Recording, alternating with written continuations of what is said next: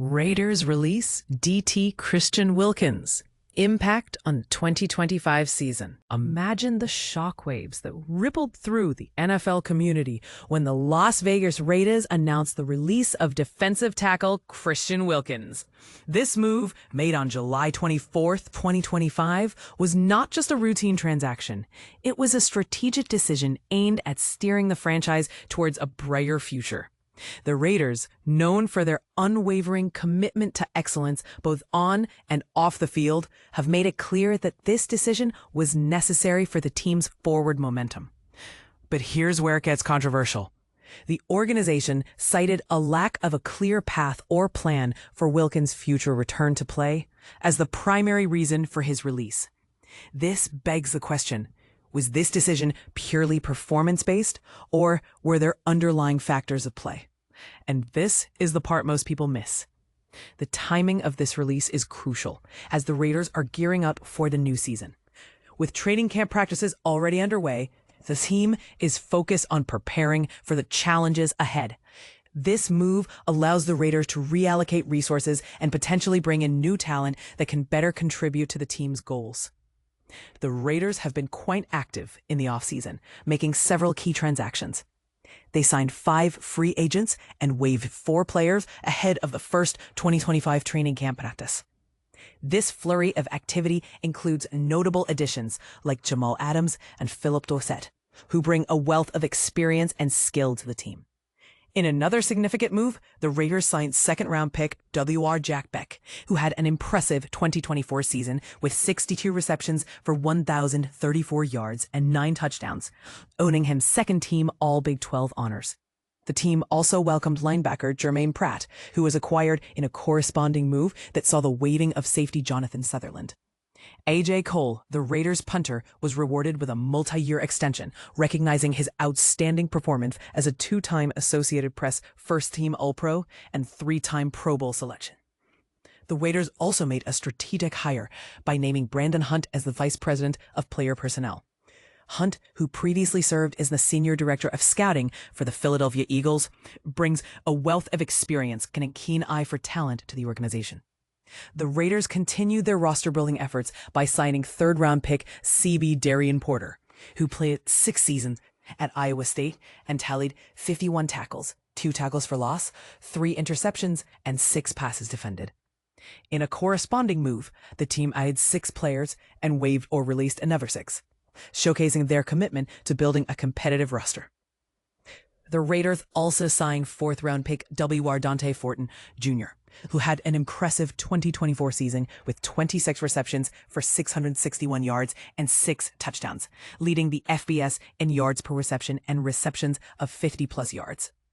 The team also agreed to terms with 15 undrafted free agents, further bolstering their depth and talent pool. 6th-round pick W.R. Tony Malott, who won the Walter Payton XCS Player of the Year award and was a unanimous first-team All-American, was another notable addition. The Raiders also signed 3rd-round pick T. Charles Grant, who started in all 12 games at left tackle in 2024 and allowed only 2 sacks in 347 pass block snaps, earning consensus All-American honors. As the Raiders continue to build their roster and prepare for the new season, the release of Christian Wilkins serves as a reminder of the team's commitment to excellence and their willingness to make tough decisions for the greater good. But what do you think? Was the release of Christian Wilkins a necessary move for the Raiders' future success? Or was it a misstep? Share your thoughts in the comments below, and let's spark a lively discussion. Raiders release Christian Wilkins. $35 million contract voided. NFLPA files grievance. Shocking news for Raiders fans and NFL insiders alike. The Las Vegas Raiders have officially cut ties with defensive tackle Christian Wilkins, a move that's fueling heated debate across league circles. But the twists in this story go far beyond a routine roster shakeup. Ready to unpack the full picture? Let's get into the complicated saga now unfolding in Henderson, Nevada. On Thursday, the Raiders revealed that they had informed Christian Wilkins of his release from the team. Multiple league sources confirmed that Wilkins will be let go with the status of a terminated vested veteran, a specific NFL designation for experienced players. But here's where it gets controversial. The heart of the issue is not just the release itself, but the shadows cast by health concerns and disputed contract terms. Wilkins, who joined the Raiders last offseason on a massive 4-year, $110 million contract with $84.75 million guaranteed, has been battling to recover from a severe foot injury, a Jones fracture in his left foot, which he sustained last October. His rehab process has become a flashpoint. According to ESPN's Adam Schefter, the Raiders claim that Wilkins failed to properly maintain his physical condition and even resisted a recommended second surgery that medical staff believes was essential for his comeback. As a result, the organization voided the remaining $35.2 million in guaranteed money from his contract, a move some call ruthless, while others see it as justified by professional standards. And this is where things could get even messier. Wilkins had exactly 50 days from when the guarantees were voided on June 4th to make his case. On the very last eligible day, the NFL Players Association, NFLPA, filed a grievance on Wilkins' behalf.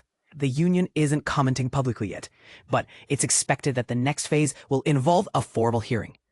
How will an objective review panel weigh a player's autonomy in managing his healthcare versus a team's right to enforce contractual fitness clauses? The answer could set a powerful precedent for future disputes. What's your take on this? Should teams have that much control over rehab decisions, or do players need more protection? As for the official stance, the Raiders released a statement reiterating their commitment to excellence on and off the field, asserting that parting ways with Wilkins, who had no clear timeline for returning to play, is essential for the team to prepare for the new season. They implied that his uncertain recovery left the franchise with little choice if they wanted to maintain readiness and focus. Peeling back the timeline, back in May, during organized team activities, OTAs, Coach Pete Carroll described Wilkins' rehab as long and challenging. Though Wilkins was observed at the team's first open OTA session without a helmet and not participating in drills, he was absent from all remaining OTAs and the mandatory minicamp. On Tuesday, Carroll had even called Wilkins' outlook for the upcoming season uncertain after the lineman was placed on the physically unable to perform PUP list. Just a year prior, Wilkins was viewed as a monumental signing for Las Vegas after a breakout season with the Miami Dolphins, where he notched a career-best 9 sacks in 2023. Before last season's injury, Wilkins managed 17 tackles, 2 sacks, and 6 quarterback hits in only 5 games, demonstrating just how disruptive he could be when healthy. So here's the million-dollar question that's sure to divide fans and analysts. Did the Raiders make the right call in severing ties with Wilkins and voiding his contract over the injury dispute? Was the player at fault for not following medical advice? Or did the team go too far in protecting its business interests? Do you agree that teams should be able to control players' medical decisions to this extent? Or do you side with the player's right to choose his own path to recovery? Let's hear your thoughts in the comments. Where do you stand on this contentious split?